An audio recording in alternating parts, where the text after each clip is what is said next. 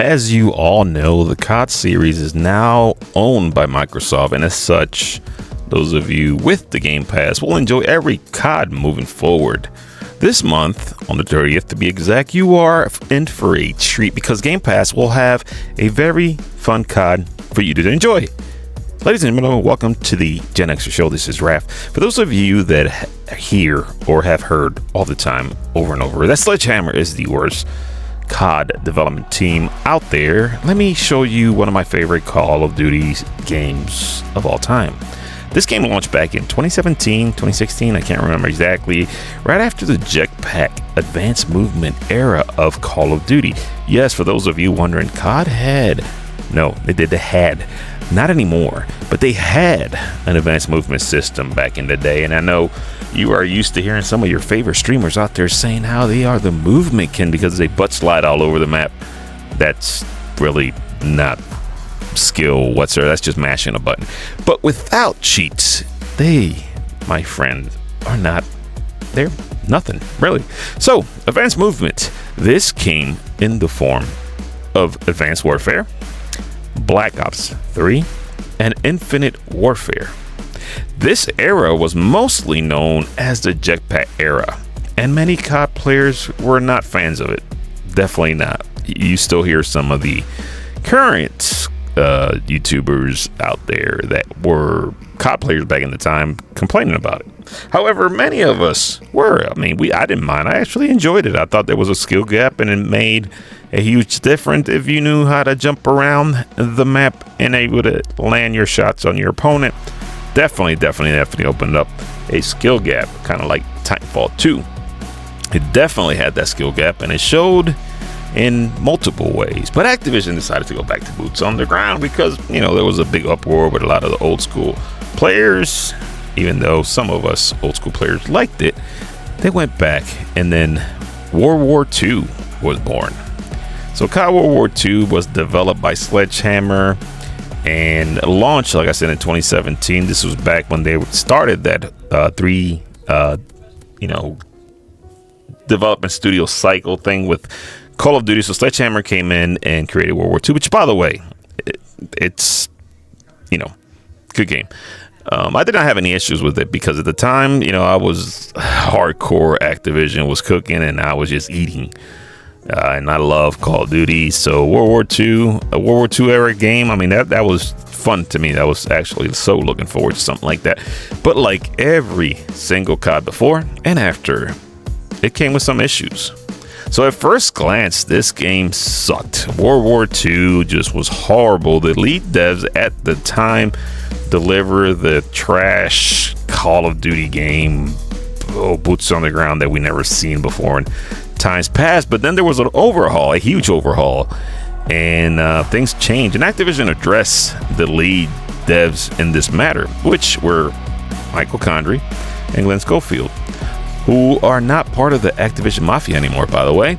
But they decided to make this game boots on the ground, but they also wanted some sort of realism to it because it was a World War II, and at the time, the way it was promoted, they had World War II vets that they visited, and they had a video at the time and a few other things that somehow they were just trying to, they said they were trying to honor these vets, but they were trying to make it, like, hey, this is so cool, let's join this. I don't know, whatever the motivation was, it backfired.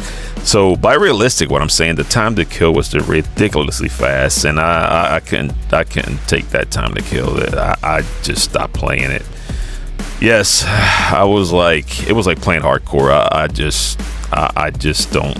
I've said it before. I'm not a hardcore player. I don't like hardcore. I think hardcore opens up for a bunch of corner campers to get their kills while they sit there, and you can't see the kill cam. You can't see where they're shooting you from. Sometimes you do, but a lot of times you don't, and then they get their kills. Somehow they feel good about that. But anyhow, I'm not sure how much fun you have running around a map for minutes at a time and then get camped or shot by a camper. That to me is no fun whatsoever. So I decided to stop playing World War II. Completely stopped playing World War II. And that's when Activision decided to step in. I think the numbers went down. They knew at the time. At the time, they were keeping track of a lot of it. They will show, well, actually, I don't think they showed how many people were playing at the time, but they decided to step in and do a huge overhaul and turned it around, and actually World War II became a great game. Yes, Condrey and Schofield were canned. And it's funny because in 2019, many of us were hoping that they would do the same with Modern Warfare 2019. But to this day, we still have Joe Setcock in charge. So World War II became one of the best CODs of all time, in my humble opinion.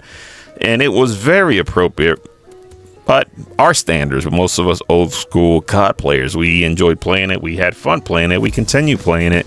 And, to this day, now that lobbies are starting to be filled, Sledgehammer's always been looked at as the lower tier class development team for Activision. When it comes to Call of Duty, I'm not sure if that's the case anymore. I really don't. I don't know. I have always liked to keep, there were several things that I like.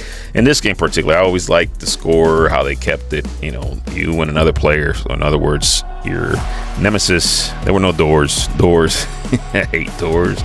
Doors don't belong in Call of Duty. Why do we have doors? That opens up for just killing the pace of the game. They introduced the best play, which it was still the kill cam, the last shot kill cam, but they called it the heroic kill cam. So after that, they actually started doing the actual best play of the game, which was pretty cool.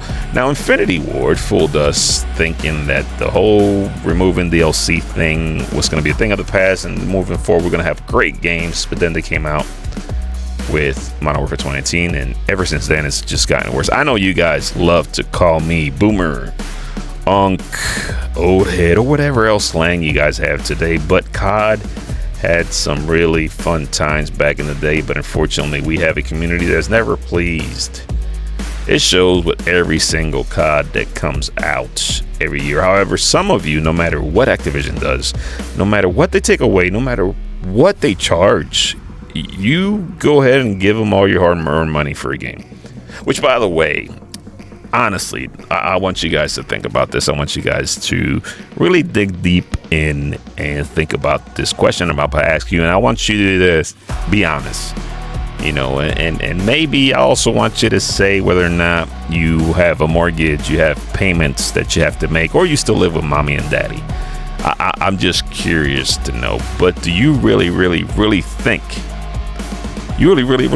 that this next Call of Duty Black Ops 7 is worth $80? Activision is about to charge you $80 for DLC, by the way, of Black Ops 6, with a bunch of remastered maps from Black Ops 2, from the OG Call of Duty Black Ops 2. That to me is not worth $80.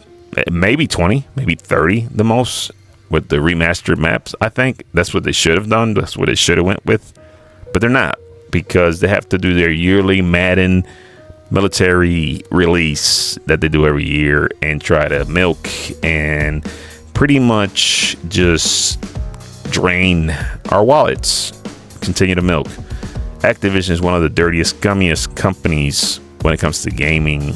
They have predatory practices that don't stop. They're going to continue doing it because we continue to pay them for it. But by the way, I will gladly tell you this year it'll be different for me. The only reason I may play this game is because it's going to be on Game Pass, which I have and I use for other games.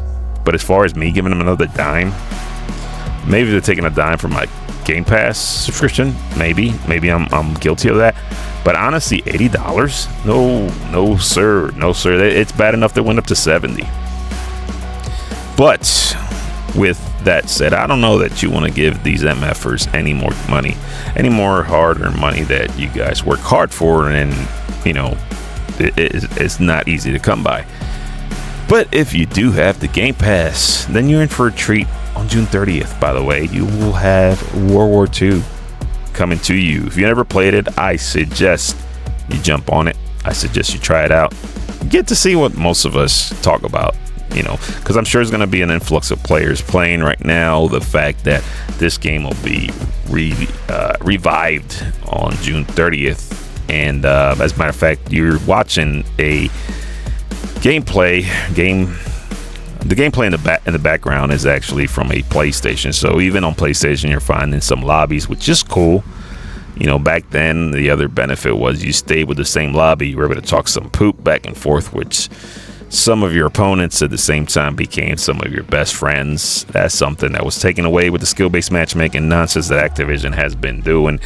I'm telling you guys, seriously, try it out.